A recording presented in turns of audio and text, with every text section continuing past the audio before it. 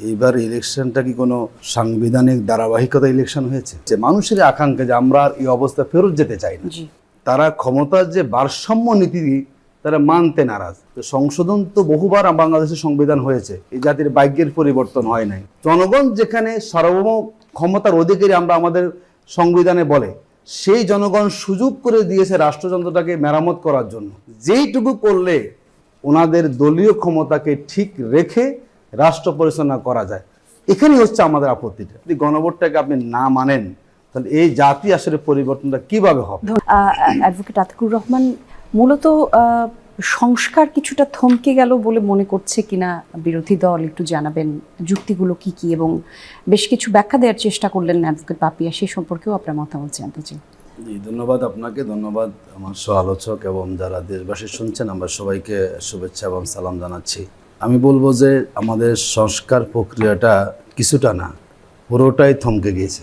আমাদের বিএনপির পক্ষ থেকে বারবারই সাংবিধানিক বিষয়গুলো বলা হচ্ছে। যদি আমরা প্রথম জিনিসটাকে একমত হই যে আমাদের এইবার ইলেকশনটা কি কোনো সাংবিধানিক ধারাবাহিকতা ইলেকশন হয়েছে? কারণ আমাদের সংবিধানে যদি ধারাবাহিক ইলেকশন হতো, তাহলে ইলেকশনটা 2026-এ হওয়ার কথা ছিল না। তার মানে হচ্ছে এখানে এমন কিছু ঘটনা ঘটেছে যার জন্য সাংবিধানিক ধারাবাহিকতার ব্যত্যয় ঘটেছে। এখানে মাঝখানে একটা গণ অভ্যুত্থান হয়েছে, বিপ্লব হয়েছে। আমি এই স্বাধীন বাংলাদেশে এই প্রথমবারের মতো, আমরা দ্বিতীয়টা এরকম কখনো আশা করি না।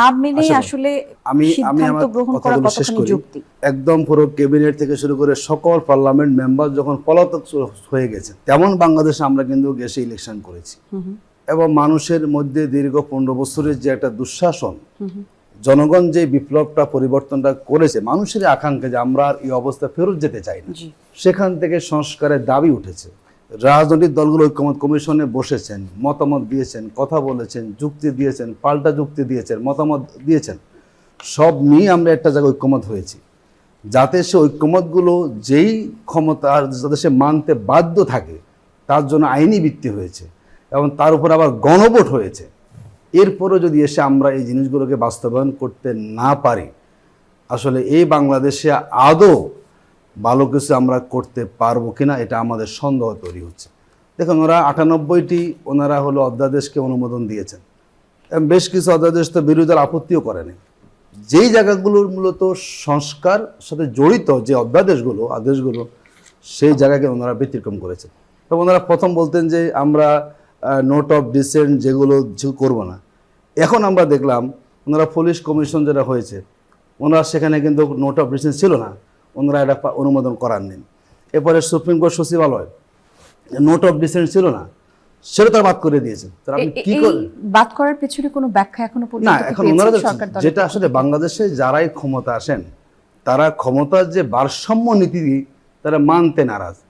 কি করে ক্ষমতাটাকে কর্তৃত্ববাদী ক্ষমতা পরায়ণ হওয়া যায়, সেই মানুষগুলো থেকে যে জায়গাগুলোতে সরকারের ক্ষমতা কিছুটা ভারসাম্য আসে, জনগণের ক্ষমতা বাড়ে, রাষ্ট্র তার হলো নিজের মতো করে আপনার দলীয়করণ করার সুযোগ পায় না, সেই জায়গায় মূলত আপত্তি দিয়েছেন। দেখুন, খুবই দুর্ভাগ্যজনক।